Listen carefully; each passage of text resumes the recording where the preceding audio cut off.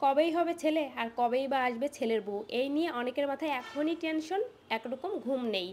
সে যাই হোক, আজকে একদম শাড়ি পরে লক্ষ্মী বউ সেজে সংসারের কাজকর্ম রান্নাবান্না করলাম। আসলেই কিন্তু শাড়ি না পরলে বউ বউ মনে হয় না, কি ঠিক বললাম তো?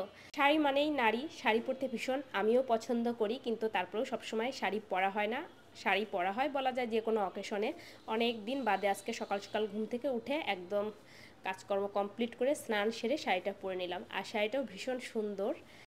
আর নীল রং মানেই কিন্তু আলাদা রকম একটা শান্তি। লাস্ট কবে শাড়ি পরেছিলাম, আরও হয়তো 2-3 মাস আগে, ওই যে আমাদের অ্যানিভার্সারিতে।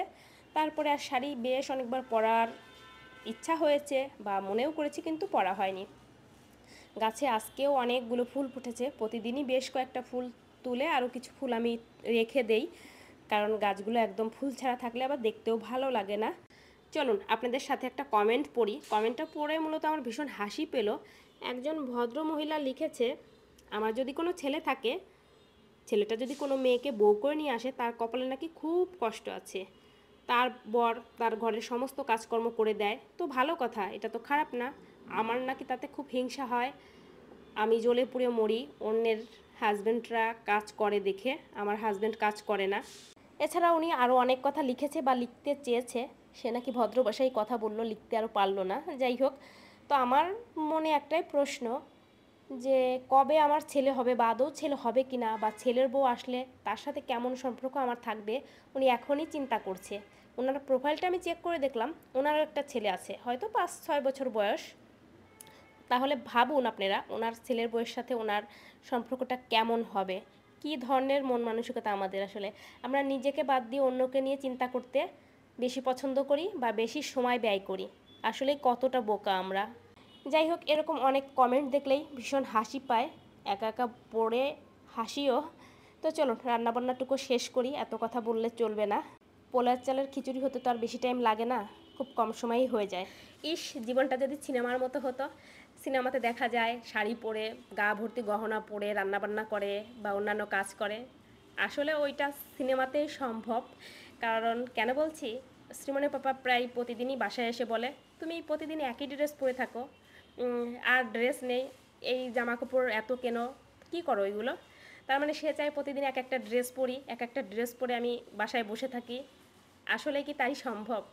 কখনোই না। বাসায় বরং ওই যে পুরান নরম কাপড় চাপড়গুলো পরতে বেশি ভালো লাগে, আমার তো মনে হয় তাই। তো যাই হোক, খিচুড়িটা তো প্রায় হয়ে গেল, এর মাঝে আবার চা করে নিলাম, আর এক চুলায় ভাতও বসিয়ে দিয়েছি। কিছু টাইম পরই আবার গ্যাস থাকবে না, দুপুরের জন্য যতটুকু রান্নাবান্না করতে হবে।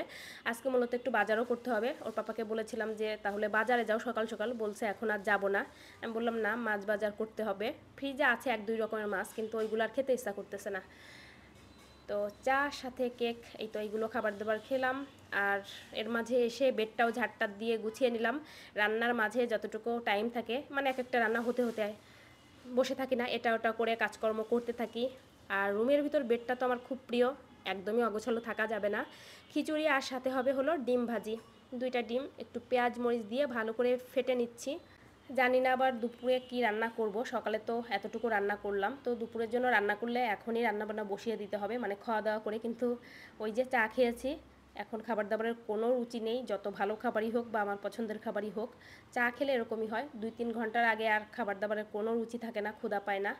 তো ডিমটা ভাজি বসিয়ে দিলাম, এইদিকে দেখলাম ভাত বসিয়ে দিয়েছিলাম, ভাতটাও হয়ে গেছে, তো খুব কম সময়ে ভাত হয়ে যায়। আর হ্যাঁ, শাড়ি তো একা পরলে হবে না, বা সাজুগুজু একা করলেও হবে না, দুইজনকেই করতে হবে। আজকে একদম ম্যাচিং ম্যাচিং শাড়ি পাঞ্জাবি আমরা পরেছি। এই যে সেও কিন্তু একটু রেডি হয়ে নিচ্ছে, যাবেও অফিসে। তো আজকে আমার মেয়েটাও সাথে রেডি হয়েছে, তার তো শাড়ি, এই নীল শাড়িটা ছিল, প্রায় প্রতিদিনই পরে এই শাড়িটা, বেশ কয়েকটা ওরও শাড়ি আছে কিন্তু এই শাড়িটাই পরে।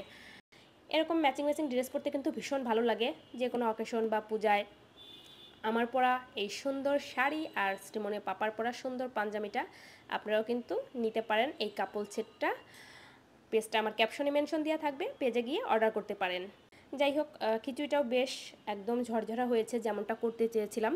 তো সে ভীষণ তাড়াহুড়া করছে, এইদিকে গরম খাবার খেতে পারে না, আমি আবার খাবারটা ঢেকেই রাখছিলাম, প্রতিদিনই একটু খাবারটা আগে তুলে দেই যাতে ঠান্ডা হয়ে যায়। তো মেয়েটাকে ফোন একটু অন করে দিয়ে তারপর খাবার খাইয়ে দিচ্ছি, মূলত ওর আমার জন্য খাবার নিয়ে এসেছি, আমিও একটু খেয়ে নেব। তারপর দেখি বললাম নিচে থেকে মাছ বাজারটা করে দিয়ে যাও, মানে যে কোনো একটা দুইটা মাছ দিয়ে যাও, পরে বাজার করো সময় করে। হ্যাঁ, খেতে বেশ ভালো হয়েছিল। তো এর মাঝে গিয়ে আবার বাজার করে নিয়ে আসছে। দেখি রান্নাটুকু হয় কি না, জানি না গ্যাস কত টাইম থাকবে, ওই 10টারও বেশি বেজে গেছে।